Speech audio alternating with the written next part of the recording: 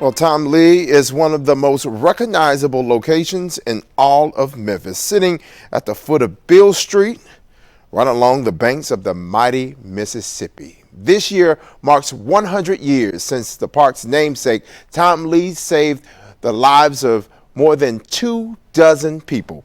As we kick off Black History Month this morning, we recount one of Memphis's most heroic feats. It was the evening of May 8, 1925, when disaster struck on the mighty Mississippi River. The steamboat M.E. Norman was returning to Memphis after a trip a few miles downriver in Arkansas. The Norman was a towboat, not a passenger vessel.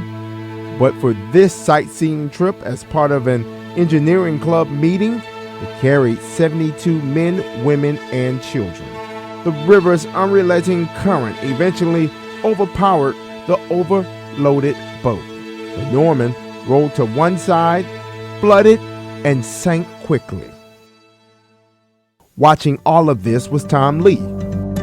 He was also heading upriver after dropping off his boss in Helena. Lee rushed to help the passengers. He used his outboard motor to pilot his small wooden boat towards them. Survivors tell the tale of his heroism. Lee pulled men, women, and children from the water. He dropped one boatload off on a sandbar, then headed back into the current to save more lives. Lee reportedly did not know how to swim, yet he continued to make trip after trip. He is credited with saving 32 lives that day. Asked about his efforts, Lee modestly replied, "I guess I didn't do any more than anyone else would have done in my place." Tom Lee's heroism made headlines across the country. He became a national celebrity. He was invited to meet President Calvin Coolidge at the White House. The city of Memphis gave Lee a job with the sanitation department. The Engineers Club bought him a home in North Memphis.